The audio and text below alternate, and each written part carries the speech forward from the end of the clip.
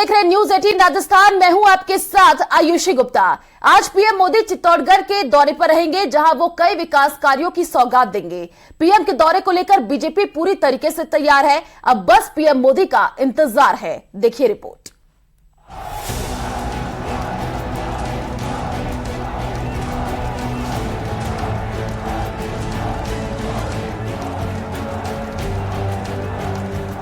तेज हुआ सियासी संग्राम।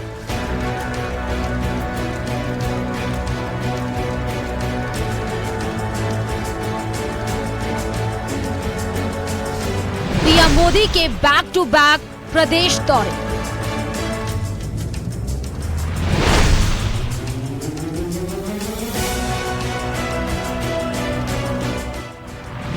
दो को चित्तौड़गढ़, 5 को जोधपुर में भरेंगे हुंकार।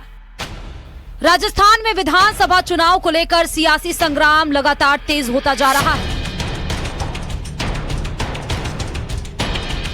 प्रधानमंत्री Narendra Modi back to back Rajasthan के दौरे कर रहे हैं। 25 सितंबर को जयपुर में सभा को संबोधित करने के बाद अब फिर पीएम मोदी राजस्थान के रण में हुंकार भरेंगे। माना जा रहा है कि पीएम 23 के साथ ही 2024 के चुनाव के लिए अभी से ही राजनीतिक बिसात बिछाने में लग गए हैं। पीएम मोदी अब 2 अक्टूबर को चित्तौड़गढ़ और 5 अक्टूबर को जोधपुर के दौरे पर रहेंगे। पीएम मोदी की श्री सामलिया जी में 2 अक्टूबर को सभा तय है। पीएम मोदी श्री सामलिया जी मंदिर के दर्शन करेंगे, जिसके बाद जनसभा को संबोधित करेंगे।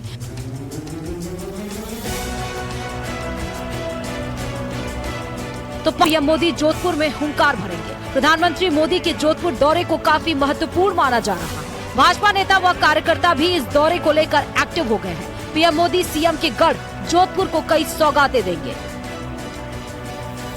जयपुर में 2 तारीख को सामरिया जी और 5 तारीख को जोधपुर में माननीय प्रधानमंत्री जी का प्रवास रहेगा और दोनों ही स्थानों पर माननीय प्रधानमंत्री जी राजस्थान के लोगों के लिए भारत सरकार की तरफ से हजारों करोड़ रुपए की योजनाओं की सौगात, शिलान्यास और उद्घाटन के रूप में लेकर के आ रहे हैं। माननीय प्रधानमंत्री जी के पावन नेतृत्व में जिस तरह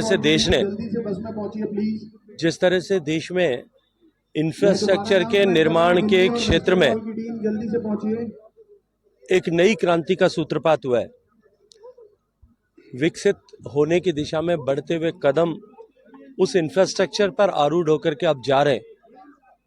ये निश्चित ही सौभाग्यपूर्ण अवसर होगा कि जब हमें उनकी प्रेरक पावन उपस्थिति से आगामी चुनाव में काम करने के लिए नया मंत्र तो मिलेगा ही, लेकिन राजस्थान को विकसित भारत के इस प्रयाण में सहगामी होने का सौभाग्यपूर्ण अवसर भी मिलेगा। देश के यशस्वी प्रधानमंत्री और दुनिया के लोकप्रिय नेता आदरणीय नरेंद्र मोदी जी 2 तारीख को 9:15 बजे सामरिया सीट की नगरी में आएंगे। इस पावन धरा पर उनके आने की कार्यक्रम बनते इस पूरे क्षेत्र में मेवाड़ में लोगों में एक उत्साह का सृजन हुआ है कि माननीय प्रधानमंत्री जी यहाँ इस क्षेत्र की जनता को, जिन्होंने पिछले 9 वर्षों में चाहे मेडिकल कॉलेज हो, चाहे पासपोर्ट ऑफिस हो, केंद्रीय विद्यालय हो, नवोदय विद्यालय हो, रेलवे हो, हाईवे हो, सिविल एविएशन हो, ग्रामीण विकास हो, अनेक सौगातें इस क्षेत्र के लोगों को दी हैं। और इस दरमियान अनेक बार अलग अलग स्थानों पर वर्चुअल माध्यम से उन परियोजनाओं का उद्घाटन और शिलान्यास भी माननीय प्रधानमंत्री जी के हाथों हुआ। वहीं पीएम मोदी के लगातार दौरों को लेकर कांग्रेस उन पर हमलावर है। ये प्राइम मिनिस्टर साहब को जब मैं सुनता हूँ, जिस स्टेट में जाते हैं उसकी बात करते हैं, देश की बात नहीं करते। तो देश की बात जो करनी है, जो प्राइम मिनिस्टर ने अपना विजन देना कि मैं देश के लिए ये करूँगा, वो लोग देखेंगे। किसी स्टेट में आकर चीफ मिनिस्टर के ऊपर एलिगेशन लगाने, कभी कहना कि हमारे पास वो लाल डायरी है, तो लाल डायरी है तो ईडी तो आपके पास ही है। आप लीडर को नहीं भेजते, ईडी को भेज देते हो। आप लीडर बीजेपी के नहीं आना चाहते, आप इनकम टैक्स को भेज देते हो। आप प्रचार नहीं करना चाहते हो, आप सीबीआई को भेज देते हो डराने के लिए। तो ये बातें बिल्कुल ठीक हैं कि उनको प्राइम मिनिस्टर साहब को जब बोलना चाहिए, वो देखिए हमारे भी प्राइम मिनिस्टर हैं, देश का जो प्राइम मिनिस्टर है, हर पार्टी का प्राइम मिनिस्टर है वो, तो उनको देश के लिए बोलना चाहिए, ना कि स्टेट में। अगर राजस्थान में आकर बोलते हैं महिलाओं के ऊपर अत्याचार हो रहा है, तो मध्य प्रदेश में उनको दिखाई नहीं दे रहा क्या हो रहा है, पूरे हिंदुस्तान में 1 नंबर पर है अत्याचार में। अब पीएम मोदी के अब तक के दौरे पर एक बार नजर डालते हैं। एक साल में 10वीं बार आ रहे पीएम, 12 महीने में 10वीं बार राजस्थान आ रहे पीएम मोदी। पहली बार 30 सितंबर 2022 को सिरोही के आबू रोड भी आए थे। दूसरी बार पीएम मोदी 1 नवंबर 2022 को बांसवाड़ा के मानगढ़ धाम आए थे। तीसरी बार 8 जनवरी 2023 को पीएम भीलवाड़ा दौरे पर रहे। चौथी बार 12 फरवरी को दौसा में दिल्ली मुंबई एक्सप्रेसवे का उद्घाटन किया। पांचवी बार 10 मई को नाथद्वारा और आबू रोड में जनसभा की। छठी बार 31 मई को अजमेर में महाजनसंपर्क अभियान की शुरुआत की। सातवीं बार 8 जुलाई को बीकानेर में अमृतसर जामनगर एक्सप्रेसवे हाईवे का लोकार्पण और 24 करोड़ 300 लाख की योजनाओं का शिलान्यास किया। आठवीं बार 27 जुलाई को सीकर में जनसभा की। 9वीं बार 25 सितंबर को जयपुर में जनसभा की। माना यह भी जा रहा है कि पीएम मोदी के इन दौरों के बाद राजस्थान के लिए बीजेपी उम्मीदवारों की पहली सूची जारी हो सकती है। ऐसे में पीएम मोदी का ये दौरा काफी अहम भी माना जा रहा है। तो इधर बीजेपी के नेता अपनी दावेदारी बढ़ाने के लिए कोई कोर कसर नहीं छोड़ना चाहते हैं। Bureau report, news 18 Rajasthan.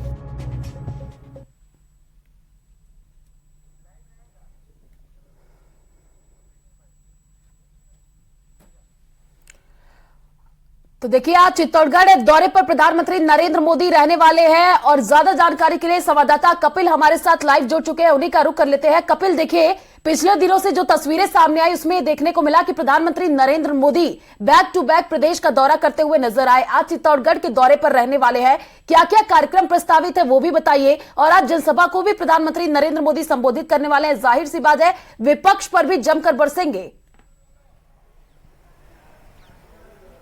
जी बिल्कुल, देखिए, मैं सबसे पहले आपको बता दूं कि ये सांवलिया सेठ की नगरी और पहली बार कोई प्रधानमंत्री सांवलिया सेठ मंदिर में दर्शन करेंगे और प्रधानमंत्री नरेंद्र मोदी होंगे, जो कि तकरीबन 10:40 पर सांवलिया सेठ की नगरी में उनका हेलीकॉप्टर लैंड करेगा। और उसके बाद में मैं इस मंदिर परिसर में मौजूद हूं, यहीं पर प्रधानमंत्री पहुंचेंगे, भगवान सांवलिया सेठ के दर्शन करेंगे और उसके बाद में आज के अपने दौरे की शुरुआत प्रधानमंत्री करेंगे। यहीं दर्शन करने के बाद में तकरीबन 2 किलोमीटर दूर प्रधानमंत्री के जनसभा का कार्यक्रम है, वहां पर पहुंचेंगे। यहां दर्शन करने के लिए जब प्रधानमंत्री पहुंचेंगे तो उसको लेकर मंदिर प्रबंधन द्वारा सारी व्यवस्थाएं कर ली गई है। पूरे मंदिर में चप्पे चप्पे पर पुलिसकर्मी तैनात रहेंगे, लेकिन एक निर्देश प्रधानमंत्री कार्यालय द्वारा मंदिर प्रबंधन को मिला है कि किसी भी तरह से श्रद्धालुओं को परेशानी नहीं होनी चाहिए। तो यह माना जा रहा है कि प्रधानमंत्री जब यहां पहुंचेंगे उससे पहले तक श्रद्धालुओं के दर्शन का जो क्रम है वो लगातार यहां पर चलता रहेगा। किसी भी तरह से श्रद्धालुओं को बंद नहीं किया जाएगा। हालांकि सुरक्षा व्यवस्था चाक चौबंद प्रधानमंत्री के लिए की गई है। हमारे साथ में मंदिर मंडल के कुछ कर्मचारी मौजूद है, उनसे पूछते हैं कि किस तरह की व्यवस्थाएं की गई है आज प्रधानमंत्री के दौरे को लेकर। बहुत ही शानदार व्यवस्थाएं हैं। बहुत ही खुशी का विषय है कि पहली बार भारत के प्रधानमंत्री सांवरिया जी में आ रहे हैं। अत्यंत खुशी है और हम तो भगवान से ये प्रार्थना करते हैं कि पुनः प्रधानमंत्री बनके वापस दर्शन करने पधारें। यात्रियों के भी दर्शन की व्यवस्था भी सुचारू चालू रहेगी, दर्शन सभी करेंगे। अच्छा, वीआईपी मूवमेंट होता है तो श्रद्धालुओं को परेशानी होती है, कैसी व्यवस्थाएं रखी जाएगी? सभी व्यवस्थाएं हैं और ये श्रद्धालु चालू रहेंगे उस दौरान? बिल्कुल चालू रहेंगे। हाँ। और प्रधानमंत्री कितनी देर तक रुक सकते हैं मंदिर में? 5 से 10 मिनट। बिल्कुल, देखिए, करीबन 10 मिनट प्रधानमंत्री इस मंदिर परिसर में रुकेंगे और ये वही प्रसिद्ध मंदिर है जिसे न सिर्फ राजस्थान बल्कि मध्य प्रदेश में भी काफी इस मंदिर को लेकर मान्यता है। और आज जो प्रधानमंत्री का ये दौरा है, ये सिर्फ अगर हम चुनावी दृष्टि से भी इसको देखें तो ये राजस्थान और मध्य प्रदेश दोनों प्रदेशों को साधने के लिए बेहद महत्वपूर्ण होगा। और जब प्रधानमंत्री सांवलिया सेठ के दर्शन करेंगे तो निश्चित तौर पर जो श्रद्धालु यहाँ से राजस्थान के अलावा मध्य प्रदेश के भी जुड़े हुए हैं उनमें भी एक संदेश देने की कोशिश होगी। अगर हम विकास कार्यों की बात करें तो यहां पर दर्शन करने के बाद में प्रधानमंत्री जनसभा को संबोधित करने पहुंचेंगे और तकरीबन 7,000 करोड़ के विकास कार्यों का, जिसमें लोकार्पण और शिलान्यास दोनों शामिल हैं, वो प्रधानमंत्री द्वारा जनसभा के माध्यम से किया जाएगा। और इस जनसभा को भी सफल बनाने के लिए पूरी प्रदेश भाजपा जो है पिछले 3 दिनों से जुटी हुई है। खुद प्रदेश अध्यक्ष सीपी जोशी इस कार्यक्रम को सफल बनाने में जुटे हुए हैं और बताया जा रहा है कि तकरीबन 26 विधानसभा से जो लोग हैं प्रधानमंत्री को सुनने के लिए यहां पर पहुंचेंगे। 10 बजे प्रधानमंत्री विशेष विमान से डबोक एयरपोर्ट पर पहुंचेंगे। डबोक एयरपोर्ट, उदयपुर के डबोक एयरपोर्ट से हेलीकॉप्टर के मार्फत तकरीबन 10:40 पर प्रधानमंत्री सांवलिया जी में बनाए गए हेलीपैड पर लैंड होंगे। उसके बाद में दर्शन करने आएंगे। दर्शन तकरीबन 10 मिनट वे इस मंदिर परिसर में बिताएंगे। मंदिर प्रबंधन के जो लोग हैं वो मंदिर के बारे में प्रधानमंत्री को जानकारी देंगे और यहां से बाई रोड प्रधानमंत्री रेफरल चिकित्सालय मैदान में जो सभा स्थल बनाया गया है वहां पर आप नजर बनाए रखिए। आगे भी आपसे अपडेट लेते रहेंगे। फिलहाल शुक्रिया तमाम जानकारी साझा करने के लिए। तो दिल्ली में बीजेपी का महामंथन देखने को मिला। राजस्थान को लेकर के बीजेपी सीईसी की जो बैठक है वो देखिए खत्म हुई। प्रधानमंत्री नरेंद्र मोदी, अमित शाह, जेपी नड्डा की मौजूदगी में टिकटों पर चर्चा हुई है। राजस्थान के दिग्गज नेता बैठक में मौजूद रहे। सीपी जोशी, वसुंधरा राजे, अर्जुन मेघवाल भी इसमें मौजूद रहे। विजया रहाटकर, गजेंद्र सिंह शेखावत, चंद्रशेखर भी इसमें मौजूद रहे। आपको बता दें कि करीब 65 सीटों पर चुनाव समिति की बैठक में चर्चा हुई है और 65 सीटों में से ज्यादातर सीटों पर सिंगल पैनल तैयार। करीब 15 सीटों पर 2 और 3 नामों के पैनल में से यहां पर स्क्रूटनी होगी। करीब 65 सीटों में से अधिकांश सीटों को लेकर के देखिए यहां पर लॉक भी कर दिया गया। और हालांकि पहली सूची के ऐलान को लेकर फिलहाल सस्पेंस बना हुआ है। पीएम मोदी के आज चित्तौड़गढ़ और 5 अक्टूबर को जोधपुर देखिए दौरा रहने वाला है और वहीं 14 अक्टूबर तक श्राद्ध पक्ष भी चल रहे हैं। तो गहलोत कैबिनेट में अहम फैसलों पर मुहर लगी। आपको बता दें कि आचार संहिता से पहले कई बड़े फैसले लिए गए हैं। 80 समाजों को भूमि आवंटित, मजदूरों की ठेका प्रथा पर कैबिनेट ने फैसला लिया है। अक्षय ऊर्जा नीति पर भी बड़ा फैसला हुआ है। प्राकृत भाषा साहित्य अकादमी गठित हुई है। राजस्थान लॉजिस्टिक डिलीवरी गठित होगी और संविदा कार्मिक यहां पर देखिए शुरू होंगे। तो देखिए धरियावत की रेप पीड़िता को सरकारी नौकरी, साथ ही आरएएस समेत कई सेवा वर्गों का वेतन भी बढ़ेगा। चर्म शिल्प कला विकास बोर्ड भी गठित होगा। अब्दुल कलाम के नाम पर गंगापुर कॉलेज का नाम होने वाला है।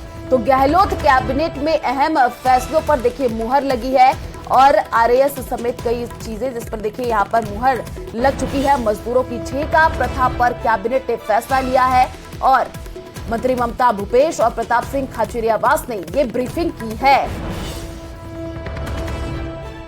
तो गहलोत कैबिनेट में कई अहम फैसलों पर देखिए मुहर लग चुकी है। संविदा कार्मिक होंगे शोषण मुक्त और कई ऐसे फैसले इस बैठक में लिए गए हैं। गहलोत कैबिनेट की बैठक खत्म हो गई और बैठक के बाद कैबिनेट मंत्री प्रताप सिंह खाचरियावास और ममता भूपेश ने प्रेस कॉन्फ्रेंस की। इस दौरान खाचरियावास ने बीजेपी पर हमला बोला। उन्होंने कहा कि बीजेपी सत्ता में तो आना चाहती है लेकिन उपलब्धि नहीं बताना चाहती। बीजेपी डरी हुई है। उन्होंने कहा कि हमारी प्रदेश सरकार के काम केंद्र सरकार से ज्यादा अच्छे हैं। 156 का दिया है। मुख्यमंत्री जी और तमाम लोगों का कॉन्फिडेंस बहुत जबरदस्त है। नारा 156 का दिया है। डरी हुई बीजेपी है। कारण है कि बीजेपी सिर्फ कांग्रेस के ऊपर बोल रही है, अपने कामों पर नहीं बोल रही। पहली बार ऐसा हुआ है कि एक सरकार बनाना चाहती है बीजेपी राजस्थान में, लेकिन अपनी केंद्र की उपलब्धियां नहीं बता रही। बीजेपी को बताना चाहिए। कर्मचारी, व्यापारी, मजदूर, किसान, विद्यार्थी, महंगाई, गरीबी, बेरोजगारी और भ्रष्टाचार को खत्म करने के लिए बीजेपी ने क्या किया। महिला आरक्षण पर बीजेपी बात कर रही है लेकिन महिला आरक्षण लागू नहीं किया है। सपने दिखाए। आप मैसेज देकर, मुद्दों को बुनाकर, नारे देकर आप चुनाव जीतना चाहते हैं। राजस्थान में बीजेपी अब दंगे फसाद कराकर चुनाव जीतना चाहती है। बीजेपी ने अपना काम शुरू कर दिया। लोगों को सावधान रहना होगा। बीजेपी जो मुद्दे नहीं उनको मुद्दे बनाना चाहती है। अब बीजेपी के लोग वही अपने पुराने ढर्रे पर आ गए।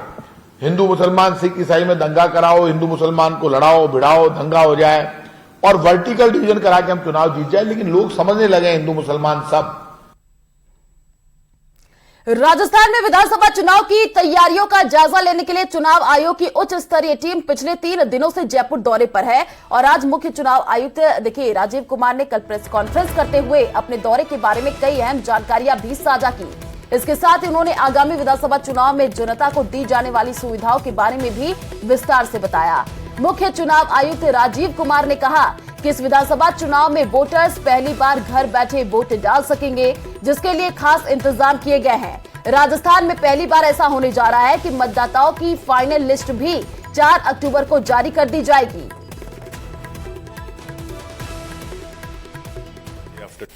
Now, first time in the assembly elections of Rajasthan,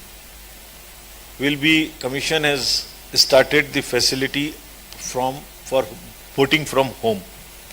तो जो हमारे 80% से ज्यादा उम्र के वृद्ध मतदाता हैं, जिनकी संख्या 11.8 लाख है, और जो 100% से अधिक, जिसमें 18,400 शामिल हैं, उनको फॉर्म 12D भरने की सुविधा है जब भी नोटिफिकेशन जारी होगा उसके 5 दिन के अंदर। तो this is an extra facility. It does not mean कि उनको घर से ही वोट देना है। बहुत सारे वृद्ध हमारे मतदाता अभी भी बूथ पर ही आना चाहते हैं, बिकॉज बूथ पे आना अपने आप में एक फेस्टिवल का माहौल है, उनको बात करने का मौका मिलता है। They feel happy about it. This is the general experience which we have in all the states where we have. तो जयपुर से बड़ी खबर का रुख कर लेते हैं। पेट्रोल पंप डीलर्स एसोसिएशन की हड़ताल स्थगित। आपको बता दें कि 3 अक्टूबर तक हड़ताल को स्थगित करने की घोषणा की गई है। आज राज्य सरकार के साथ संगठन के पदाधिकारी वार्ता करेंगे। डीलर्स कमीशन अब बढ़ाने सहित 5 प्रमुख मांगों पर देखिए वार्ता हो रही है, और संगठन ने सरकार की तरफ से सकारात्मक रुख के संकेत दिए हैं। देर रात एसोसिएशन अध्यक्ष राजेंद्र सिंह भाटी ने ये घोषणा की है। तो पेट्रोल पंप डीलर्स एसोसिएशन ने हड़ताल स्थगित कर दी है। देखिए, सरकार के साथ संगठन के पदाधिकारी आज वार्ता करने वाले हैं।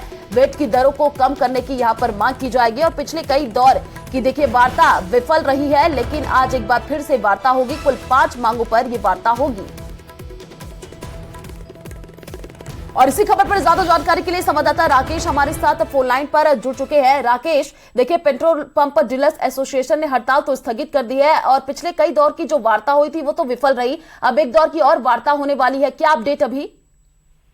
बिल्कुल, देखिए, देर रात जो सरकार और पेट्रोल पंप डीलर्स एसोसिएशन की बीच वार्ता हुई है, वार्ता में सकारात्मक संकेत मिले हैं।